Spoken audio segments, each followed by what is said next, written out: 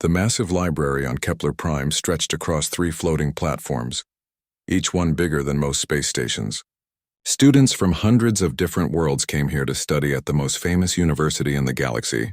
The air hummed with translation devices working overtime as beings spoke in clicks, whistles, and sounds that had no names. Zixtal pressed her crystal hand against the data terminal, her blue form flickering slightly as she concentrated. Her people, the Vorthans, were known for their logical minds and perfect memory. That's why she found the gap in the records so strange. "There's something missing here," she said to her research partners. Her voice came out in musical tones that the translator turned into standard galactic speech. Mumbara's antenna twitched with interest. The insect-like Kelthani was always hungry for new information to share with her hive mind back home. "Missing how?" she asked, her mandibles clicking softly. Quinross floated nearby, his energy-based form glowing a soft yellow. The Etherian rarely spoke, but when he did, others listened. His people were the galaxy's peacekeepers, wise and calm. "Show us," he said simply. Zixtal pulled up the military history files they had been studying for months. Their thesis was about extinct species and how they had fought in the old wars. It should have been simple research, but nothing about this project felt simple anymore.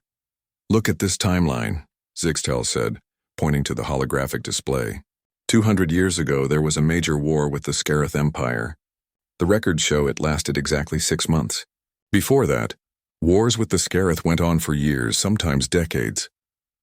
Mumbara leaned forward, her compound eyes reflecting the data streams. "So they developed better weapons?" "That's what I thought too," Zixtal replied. "But look at the casualty reports. The Scarith Empire lost everything, not just the war. Their entire civilization disappeared. Every world they controlled was captured. Every ship was destroyed or taken. Every leader was removed from power." Quinross pulsed a brighter yellow, which meant he was thinking hard. "Who did this to them?" "That's the problem," Zixtal said, her crystals dimming with frustration. "The records just say coalition forces won the war. But when I try to find out which species were part of this coalition, most of the files are locked or missing." She pulled up another screen. "I found some partial records. The Altarians were there and the Zephyrian fleet, but there are references to another group that I can't identify. Look at this." The hologram showed a damaged report. Most of it was unreadable, but a few words stood out. "Terran forces exceeded all expectations. Unconventional tactics. Psychological impact severe. Recommend immediate." The rest was gone. "Terran?" Mumbara repeated. "I've never heard of that species." "Neither have I," Quinross said. "And my people keep records of every species in the galaxy." Zixtal's excitement grew. Her crystal form flickered faster when she was onto something interesting. "I searched for Terran in every database. Most searches come back empty, but I found this." She showed them an old species catalog. There was an entry for Terrans, but it was marked with red text. Status: extinct, relocated. Military classification restricted. Galaxy war participation absolutely forbidden. The 3 students stared at the screen in silence. "Forbidden?" Mumbara whispered.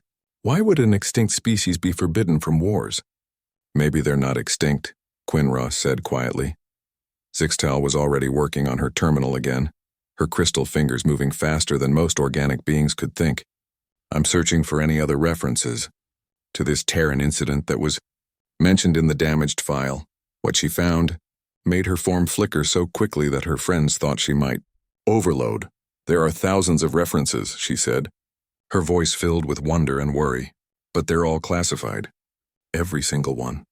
The only thing I can access are the classification codes, and they're all marked Galactic Security. Highest priority." Mumbara's hive mind connection was buzzing with excitement. Her people loved mysteries, especially ones that might involve military secrets. "Can you break the encryption?" "I shouldn't," Zixtal said. But even as she spoke, her logical mind was already working on the problem. "These files are protected by quantum locks. If I try to break them and fail, we'll be expelled from the university." "And if we succeed," Quinross asked, "then we might learn something that the entire galaxy has been trying to hide for 200 years. They worked through the night. Zixtal used her perfect memory to find patterns in the classification codes. Mumbara connected to her hive mind, using the combined processing power of millions of her sisters to crack the quantum encryption. Quinross used his energy-based nature to interface directly with the computer systems, sliding through security like light through glass. Just before dawn, they broke through. The first file that opened was a star chart. It showed a section of the galaxy marked as Dead Zone, no entry, automated defense active. "Look at these coordinates," Zixtal said, her voice barely above a whisper. The Dead Zone was in the outer rim, far from any major trade routes or colonies. According to the official records, it had been poisoned by some kind of ancient weapon during the old wars. No life could survive there. Ships that entered the zone were never seen again, but the star chart they were looking at told a different story. It showed energy readings, mineral extraction operations, and what looked like massive space stations.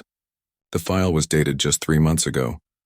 "This doesn't look dead to me," Mumbara said. Quinross was studying another file. "Look at this. It's a list of supply shipments to something called Terran Containment Zone. Food, medical supplies, raw materials. Enough to support billions of people." "Containment?" Zixtal repeated. "You contain dangerous things.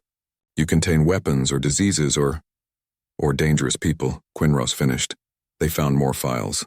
Reports about breeding populations and cultural preservation. Documents about isolation protocols and reintegration studies. And everywhere, the same message. The Terrans were too dangerous to be allowed back into galactic society. But dangerous how? They had been banned from all wars, which suggested they were good at fighting. But lots of species were good at fighting. The Kralix were natural predators. The Scarith had been conquerors. The Zephyrians had weapons that could crack planets. What made humans so different that the entire galaxy had to lock them away? As the university began to wake up around them, the three friends stared at their discovery. They had found proof that an entire species had been hidden away for 2 centuries. A species so dangerous that even mentioning them was classified. "We have to go there," Zixtal said finally. "Go where?" Mumbara asked, though she already knew the answer. "To the Dead Zone. We have to find out what the galaxy is so afraid of." Quinross pulsed a worried orange. "The automated defenses will destroy us." "Maybe," Zixtal said. "Or maybe they'll do something else. Maybe they'll take us to meet the people the galaxy has been hiding." She looked at the star chart again, memorizing the coordinates with her perfect crystal memory. "We came here to study extinct species and their military contributions. Well, I think we just found the most important military force in galactic history, and they're not extinct at all." The 3 students made their decision. They would steal a ship, break through a galactic quarantine, and discover the truth about the species that had been erased from history. They had no idea that their journey would change everything they thought they knew about war, peace, and what it really meant to be dangerous. The stolen research vessel Curiosity's Edge drifted at the border of the Dead Zone like a tiny insect approaching a spider's web. Through the viewports, the 3 students could see nothing but empty space and distant stars. The official navigation charts showed this area as a void. No planets, no stations, nothing but radiation and death. But their stolen files told a different story. "Sensors aren't picking up anything," Mumbara reported from the pilot's seat. Her compound eyes reflected the instrument displays as she worked the controls with 4 arms at once. "If there's a civilization here, it's hidden better than anything in galactic history." Zixtal stood at the sensor station, her crystal form flickering with concentration. Her people could process data faster than most computers, but even she was having trouble making sense of the readings. "The radiation levels are wrong," she said. "The charts say this area should be deadly to all known life forms. But these numbers, they're artificial." "Artificial how?" Quinross asked. The Etherean floated near the navigation console, his energy-based body glowing a nervous blue-green. "It's like someone is broadcasting fake sensor readings," Zixtal explained, "creating a wall of false information to hide what's really here." Their ship suddenly shuddered. Emergency lights began flashing red throughout the cabin. "What was that?" Mumbara's voice cracked with fear. "Unknown," Zixtal replied, but her crystal form was flickering faster now. "We're being scanned. Something very powerful is looking at us." The main view screen suddenly came alive with text in a dozen different languages. But the message was the same in all of them. "Warning. You have entered restricted space, authorized personnel, only Terran containment. Zone turn back immediately or face automated defense, Terran," Quinross whispered. "We found them." Before anyone could react, their ship's engines died. The lights went out except for emergency power. And then, impossibly, a new voice came through their communications system. It was speaking Galactic Standard, but with an accent none of them had ever heard. Unknown vessel, you are trespassing in protected space. Identify yourselves and state your purpose. Sixtel moved to the communications panel with shaking crystal hands. This is a research vessel from Kepler Prime University. We're students. We didn't know anyone lived here. There was a long pause. Then, students? What kind of students enter a quarantine zone? We're studying military history, Mumbara said, taking over the conversation. We found references to Terrans in old war records. We thought you were extinct. Another pause, longer this time. Then the voice spoke again, and this time it sounded amused. Extinct? No, not extinct, just contained. You've caused quite a stir here, students. No one from the outside galaxy has visited us in over 50 years. The outside galaxy? Quinros asked. That's what we call it, the voice replied. Everything beyond our little prison. You're going to have to come with us, I'm afraid. You've seen too much to simply turn around and leave. Their ship suddenly lurched as something took control of it. Through the viewports, they could see massive mechanical arms extending from what had appeared to be empty space. The arms were connected to a structure so large that their sensors couldn't measure all of it at once. What is that thing? Bara breathed. As they were pulled deeper into the hidden system, the false radiation field faded away like morning mist. What they saw beyond it made all three students forget how to speak. Planets. Dozens of them, all blue and green and brown, all obviously alive and thriving. Space stations the size of moons orbited each world, connected by streams of ships that moved in perfect formation. Industrial complexes that stretched across entire continents sent rivers of light flowing between the planets, and everywhere, defenses. Weapon platforms that could crack moons, shield generators that covered entire worlds, fleets of warships that moved in patterns none of them recognized, but which somehow felt perfectly organized and deadly. How many people live here? Sixtel asked in a tiny voice. Currently, about 15 billion. The voice on the radio replied casually, not counting the research stations and deep space facilities. We've been busy during our isolation. Their ship was guided to a space station that looked like it had been built inside a hollowed-out asteroid. As they docked, the students could see other ships moving around them. But these weren't like any vessels in the galactic fleet.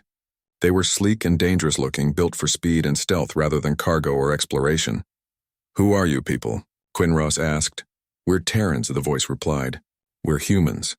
And you, students, are about to learn why the galaxy is so afraid of us. The docking bay was filled with beings that looked almost familiar but not quite right. They walked on two legs like many species did, but they moved differently. There was a confidence in the way they carried themselves, a readiness that reminded Zixtal of predators she had studied. But they also looked ordinary. No natural weapons like the Kralix had. No armored shells like the Kelthani. No energy manipulation like the Etherians. Just soft-looking creatures with pale skin and strange hair covering their heads. One of them approached their ship. She was clearly old, her hair was white and lines marked her face but she moved like a much younger being. When she spoke, it was in the same accented voice they had heard on the radio. Welcome to New Terra Station. I'm Admiral Sarah Chen, current commander of the Terran Defense Force. You can consider yourselves our guests. For now. The three students followed Admiral Chen through corridors that hummed with quiet efficiency. Everything was clean and organized, but there was something about the design that felt different from galactic standard architecture. The walls had strange angles. The lighting created shadows in unexpected places. It was as if the whole station was designed to confuse anyone who didn't belong there. You built all this in just 200 years? Mumbara asked. We had a lot of motivation, Admiral Chen replied. When the entire galaxy tells you that you're too dangerous to be allowed in civilized space, you tend to focus on proving them right. They entered a large room with windows that looked out at the hidden system. The view was incredible. Worlds and stations and ships as far as they could see, all working together in perfect harmony. This is our situation room, Admiral Chen said. From here we monitor everything that happens in this system and everything that happens beyond it. We know about every ship that enters our space, every communication that tries to reach us, and every decision the Galactic Council makes about our future. You spy on the galaxy? Sixtel asked. We protect ourselves, Admiral Chen corrected. The galaxy made it very clear that we're not welcome, so we make sure they can't surprise us." She gestured to the massive displays that covered the walls. They showed star charts, ship movements, and what looked like military installations throughout the galaxy. "The question is," Admiral Chen continued, turning to face the three students, "what are we going to do with you? You've discovered our secret. You know we exist, you know where we are, and you know we're not the helpless prisoners the galaxy thinks we are." "We won't tell anyone," Quinro said quickly. Admiral Chen smiled, but it wasn't a comforting expression. "Oh, but you will. You're students. You're researchers. You live to share what you discover. That's not a criticism, it's just who you are." She walked to one of the windows and looked out at the hidden civilization her people had built. "The real question is whether you'll understand what you've found before you share it. Whether you'll learn the whole truth about why we're here and why the galaxy is so terrified of letting us out." "What is the truth?" Zixtal asked. Admiral Chen was quiet for a long moment. Then she turned back to them, and her expression was serious and sad and proud all at the same time. "The truth is that we didn't lose the war 200 years ago. We won it so completely, so thoroughly, that the entire galaxy united against us just to make us stop. And the truth is that every day we stay in this prison, we get better at the one thing that made them fear us in the first place." "What thing?" Umbara whispered. "War," Admiral Chen said simply. "We are very, very good at war."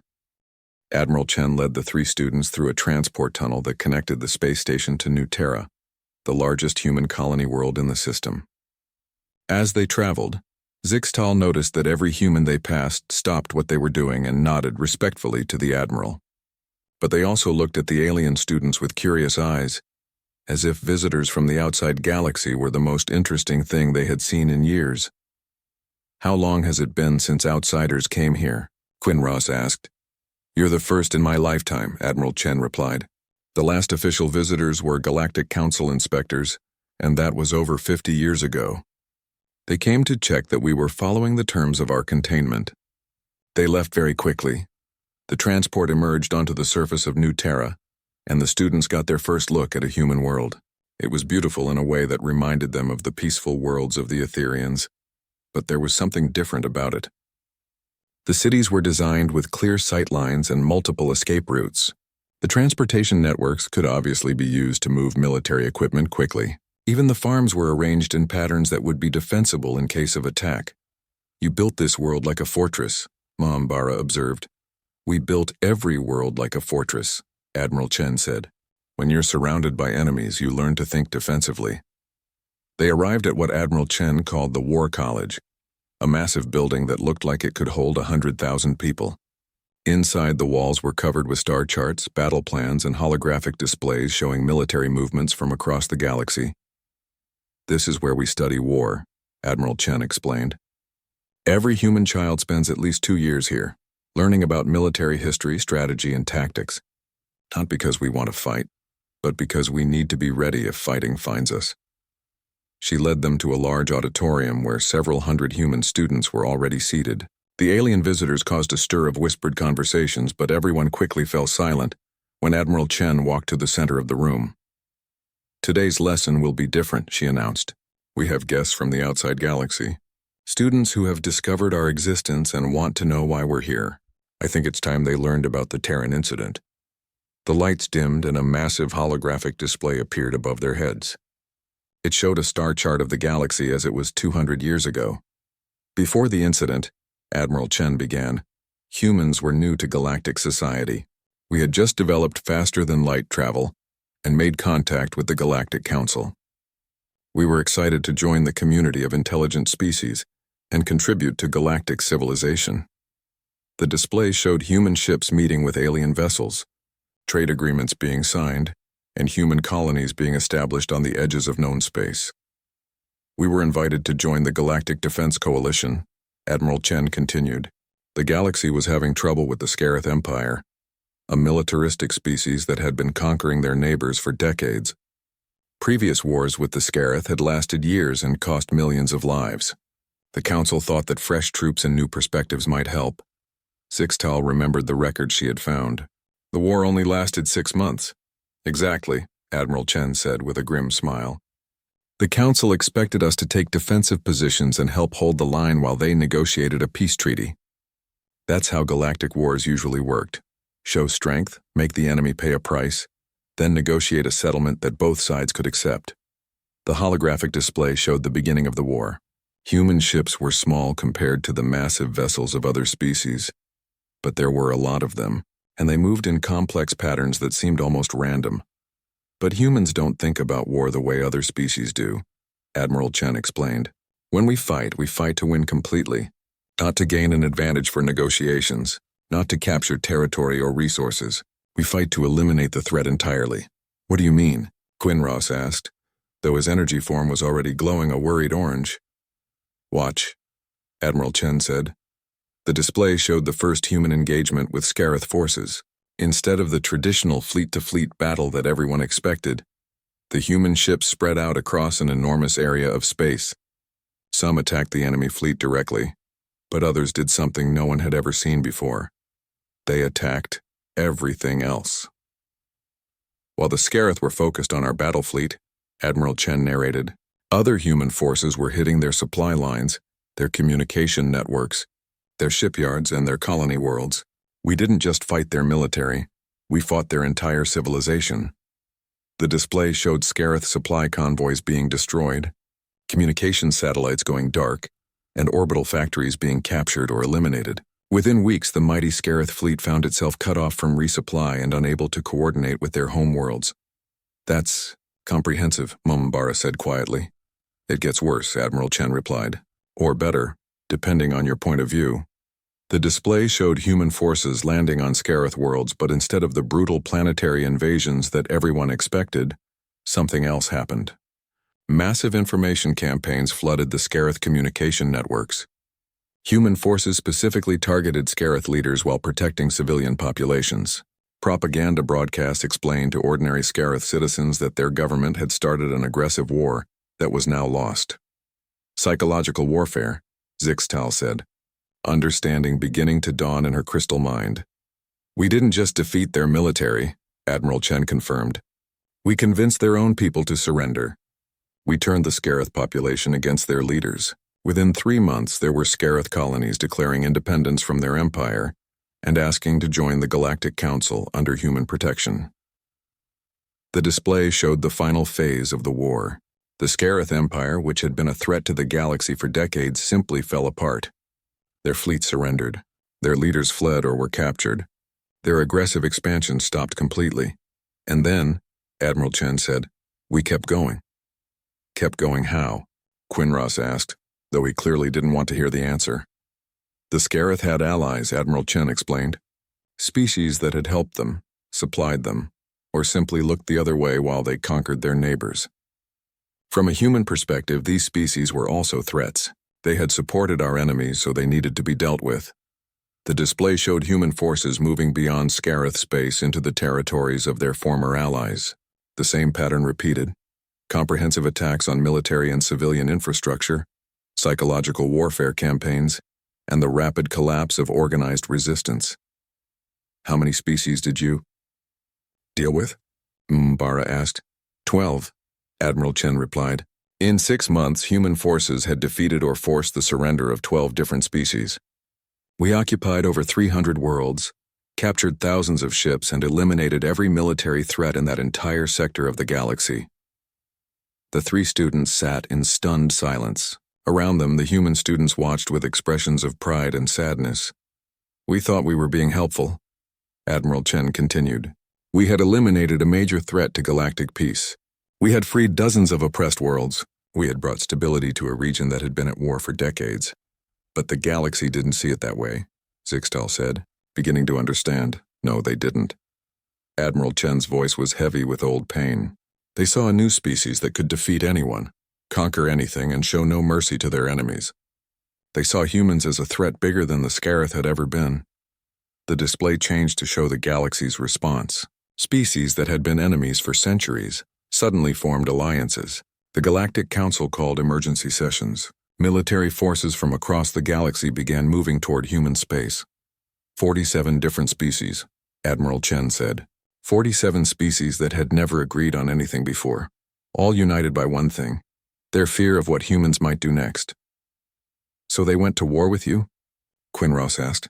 Admiral Chen shook her head. They were smarter than that. They knew that a direct military confrontation would cost billions of lives and might not even succeed. Instead, they offered us a choice. The display showed the final act of the Terran incident, a massive fleet of alien ships surrounding the human colonies but not attacking, messages being sent back and forth, negotiations that lasted for weeks. They offered us exile, Admiral Chen said simply. Complete withdrawal from galactic society in exchange for being left alone. We could keep our colonies in this system, but we could never leave it. We could never participate in galactic politics or military actions. We would be contained. And you accepted? Mumbara asked. Our leaders did, Admiral Chen replied. They looked at the numbers and realized that fighting 47 species at once would devastate the galaxy. Billions would die, probably including most of humanity. So they agreed to the exile rather than fight a war that would hurt everyone. The holographic display faded, leaving the auditorium in normal light. The human students began to file out quietly, but the 3 alien visitors remained in their seats trying to process what they had learned. That was 200 years ago, Admiral Chen said. Since then, we've built this civilization. Admiral Chen led the 3 students to a smaller room filled with historical documents and recordings. The walls were covered with images from 2 centuries ago. Alien diplomats in heated discussion, massive fleets gathering at the edges of human space, and the faces of human leaders who had to make the hardest decision in their species' history. What I showed you in the auditorium was the official version, Admiral Chen said as she activated a private holographic projector. The one we teach our children so they understand why we're here. But there's more to the story. Details that even most humans don't know. The display showed the interior of what looked like a massive space station. Beings from dozens of different species sat around a circular table, their faces showing fear, anger, and desperate determination.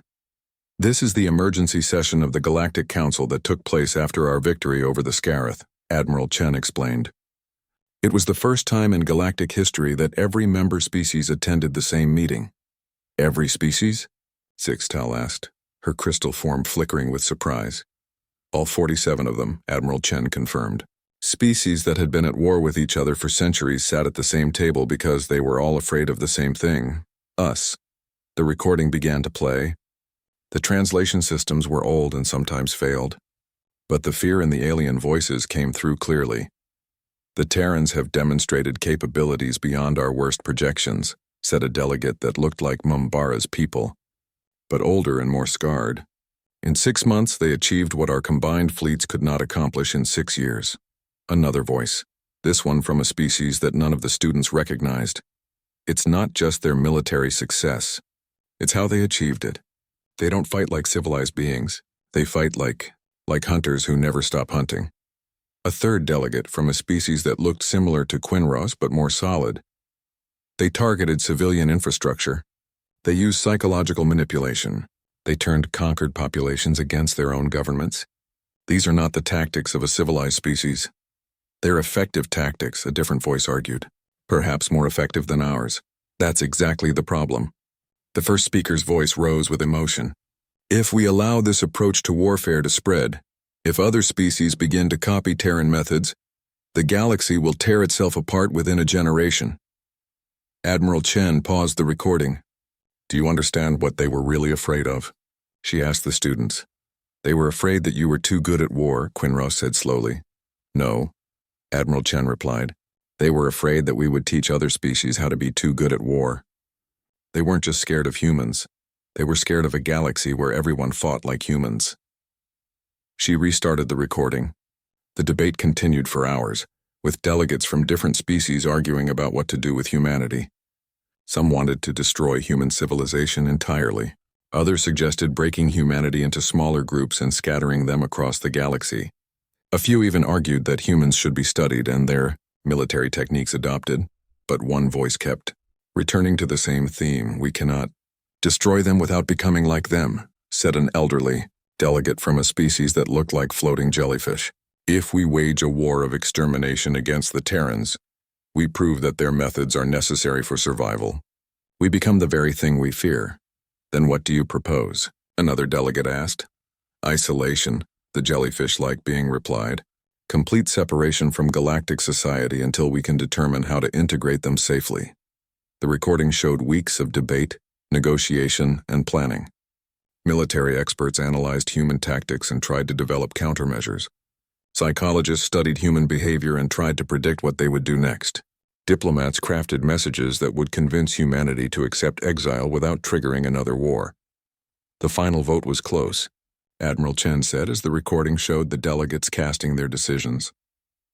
25 species voted for isolation, 20 voted for military action, and 2 abstained. What would have happened if the vote had gone the other way? M'Bara asked. Admiral Chen's expression grew dark. Total war. Every species in the galaxy against humanity, fighting until one side was completely destroyed. She showed them another set of records, these ones from human archives. The desperate meetings of human leaders as they realized what they were facing. The calculations showing that humanity might win such a war, but at a cost that would destroy galactic civilization. Our leaders had a choice, Admiral Chen said. Accept exile and preserve both humanity and the galaxy, or fight a war that would leave billions dead and turn the galaxy into a wasteland. The display showed the human response to the galactic ultimatum. Admiral Sarah Chen recognized several of the faces, her own ancestors who had helped make the decision that shaped her entire world. We chose exile, she said simply, not because we couldn't win a galactic war, but because winning it would have made us into monsters. So you've been here ever since, Zixtal said. For 200 years, Admiral Chen confirmed.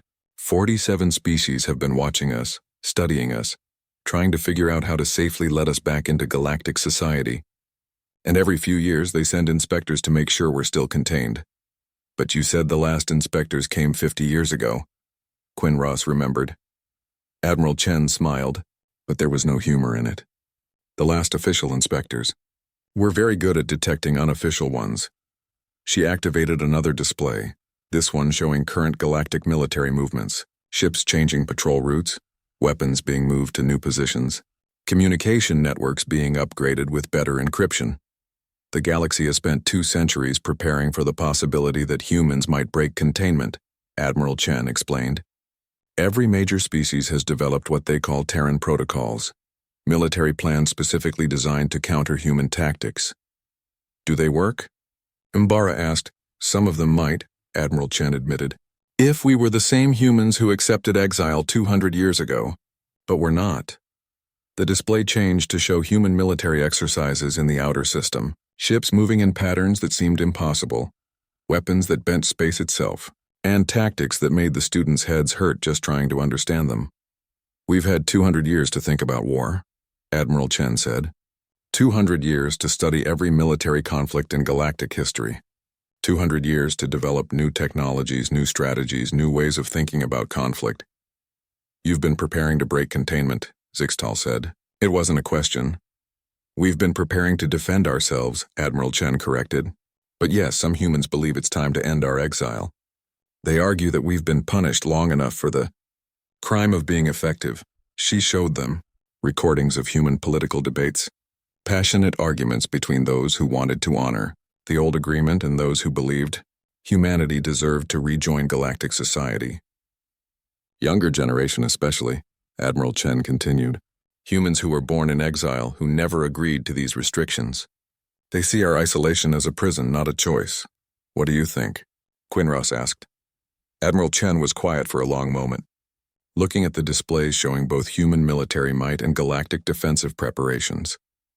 I think, she said finally, that the galaxy's fear of us has become a self-fulfilling prophecy. They isolated us because we were too dangerous, and that isolation has made us more dangerous than we ever were before. How? M'Bara asked. Because we've had nothing to do for 200 years, except get better at the one thing that made them afraid of us in the first place. Admiral Chen's voice was sad and proud at the same time. We are the most militarily advanced civilization in galactic history, and we've been locked away like a weapon too dangerous to use. So what happens now? Zixtal asked, Admiral. Chen looked at the 3 students, representatives of the galaxy that had imprisoned her people for 2 centuries. Now you go back to your university, and your research, and your normal lives. and you decide whether to tell the galaxy that their prison is no longer strong enough to hold what they put inside it. The room fell silent except for the hum of the computers and the distant sounds of human civilization continuing its daily routine. The three students realized they were sitting at the center of the most important secret in galactic history, and soon they would have to decide what to do with it. "There's one more thing you should know," Admiral Chen said quietly. "This conversation, this entire visit wasn't an accident. We've been watching the galaxy's academic networks for decades, waiting for someone to ask the right questions. You wanted us to find you," Quinros said, understanding flooding through his energy form. The journey back to Kepler Prime felt like traveling between two different universes. The three students sat in silence for most of the trip, each lost in their own thoughts about what they had discovered. Behind them lay a hidden civilization of 15 billion humans, armed with weapons and knowledge that could reshape the galaxy. Ahead lay their university, their professors, and a decision that would affect every living being in known space. "We have to tell someone," Zixtal said finally as their ship approached the university's space dock. Her crystal form had been flickering constantly since they left human space, a sign of deep mental processing. "Do we?"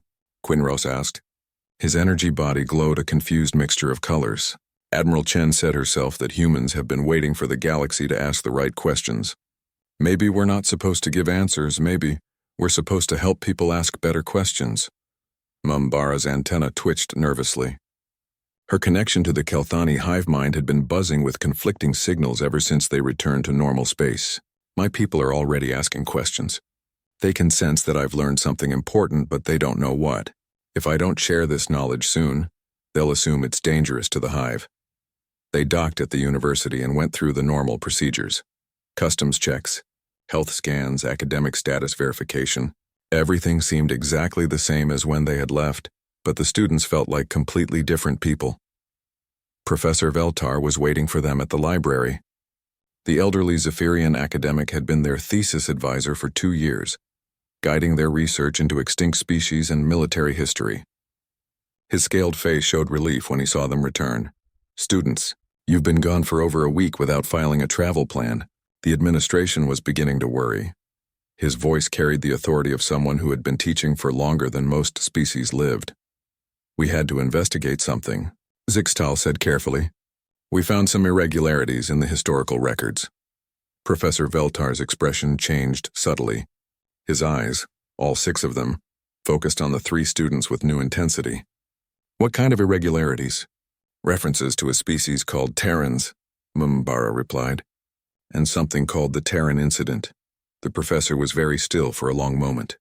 Then he gestured for them to follow him to a private office deep in the library's restricted section. "Close the door," he said once they were inside, "and activate the privacy screens." The small room suddenly filled with a soft humming sound that would prevent anyone from overhearing their conversation. "How much do you know?" Professor Veltar asked. The question hung in the air like a challenge. The students looked at each other, realizing that their advisor knew more than he had ever admitted. "We know they're not extinct," Zixtal said finally. "We know they've been in exile for 200 years. And we know why." Professor Veltar sank into his chair as if a great weight had settled on his shoulders. "Then you know more than most professors at this university. More than most beings in the galaxy." "You're part of it," Quinros said. It wasn't a question. "You're part of whatever group has been hiding the truth." "The Containment Monitoring Committee," Professor Veltar admitted. 47 species, each with representatives whose job is to watch human space and assess the ongoing threat level. He activated a holographic display that showed the university's organization chart. Hidden within the normal academic structure were names and positions that the students had never heard of. The Department of Xenological Threat Assessment, the Institute for Military Evolution Studies, the Center for Containment Protocol Development. "We've been studying humans for 2 centuries, Professor Veltar continued, trying to understand them well enough to safely reintegrate them into galactic society. But every year they become more advanced, more dangerous, more human." "So you guided our research," Mumbara said, understanding flooding through her hive mind connection. "You wanted us to discover the truth." "Not just us," Professor Veltar replied. "There are students at universities across the galaxy asking the same questions. finding the same clues. The committee has decided that it's time for the next generation to understand what we're dealing with. He showed them reports from other academic institutions, students who had discovered references to the Terran incident, professors who had been gradually revealing classified information, and researchers who were beginning to question the official history of the last 2 centuries. "Why now?" Zixtal asked. Professor Veltar's expression grew grave. "Because the current situation is unsustainable. Every year, more humans are born who never agreed to the containment. Every year, their technology advances beyond our ability to monitor it. And every year, some incident almost triggers the protocols that would end human exile permanently." "What kind of protocols?" Quinross asked, though his energy form was already glowing with worry. "Military protocols," Professor Veltar replied. "Plans to either integrate humans back into galactic society or ensure they never become a threat again." The room fell silent as the implications sank in. "You're talking about war," Bara whispered. "We're talking about preventing war," Professor Veltar corrected. "The galaxy has 2 choices: find a way to safely end human containment, or find a way to make containment permanent." He showed them classified reports from recent monitoring missions. Human ships testing the edges of their permitted space, human communication systems reaching farther into the galaxy than ever before, and most concerning, evidence that younger humans were developing new attitudes toward their exile. Admiral Chen mentioned that some humans want to break containment. Zixtal remembered. "More than some," Professor Veltar said grimly. "Our latest intelligence suggests that nearly 60% of the human population now supports ending the isolation agreement. They call it the Liberation Movement. What do they want?" Quinross asked. "What any imprisoned people want: freedom, the right to travel, to trade, to participate in galactic civilization, the right to be judged by their current actions rather than their ancestors' reputation." Professor Veltar showed them more files: human political movements, military exercises that looked suspiciously like invasion preparations, and diplomatic messages that had been sent toward galactic space but intercepted by monitoring systems. "The humans aren't planning to attack anyone," he explained. "But they are planning to leave their exile whether the galaxy approves or not. And that terrifies the Galactic Council, because if humans rejoin galactic society, other species might adopt human military methods," Mumbara said, remembering what Admiral Chen had taught them. "Exactly. The galaxy has maintained peace for 2 centuries partly because human warfare tactics remained contained. If humans begin interacting with other species again, if they share their knowledge or even just demonstrate their capabilities, it could trigger an arms race that would end galactic civilization." The 3 students sat in their chairs, overwhelmed by the weight of what they had learned. They had started out researching extinct species for an academic thesis. Now they were sitting at the center of the most important political and military crisis in galactic history. "So what happens next?" Zixtal asked. Professor Veltar looked at each of them carefully. "That depends on what you do with what you've learned. The committee has been debating this question for months. Should we tell the galaxy the truth about human capabilities, or should we continue to maintain the secret?" "What are the options?" Quinross asked. "If we reveal the truth, panic might follow. 47 species learning that their greatest fear has spent 2 centuries becoming even more fearsome. Military buildups, preemptive strike planning, maybe even the galactic war we've been trying to avoid. And if we don't reveal it, then we continue the current situation until something breaks. Either humans force their way out of containment, or the galaxy forces them deeper into it. Either way, the secret doesn't stay secret much longer." Professor Veltar activated one more display, this one showing a live feed from the edges of human space. Automated monitoring stations, weapon platforms, and ships from dozens of different species all watching and waiting. "There's a third option," he said quietly. "Controlled revelation. Gradual disclosure. Preparing the galaxy for the truth instead of hitting them with it all at once." "How?" Ambara asked. "Academic papers, research presentations, student discoveries that lead to faculty investigations that lead to policy discussions. Instead of announcing that humans are dangerous, we let the galaxy slowly realize that humans might be necessary." "Necessary for what?" Zixtal asked. Professor Veltar showed them the final display, current threats to galactic security that had been growing while everyone focused on the human problem. Aggressive species beyond the galaxy's borders, resource conflicts that were escalating toward war, and political instabilities that traditional galactic military forces seemed unable to handle. The galaxy has spent 2 centuries afraid of human military capabilities, he said. But we may have reached the point where we need those capabilities more than we fear them. The 3 students looked at the evidence before them. A hidden human civilization that had spent centuries becoming the most militarily advanced species in galactic history.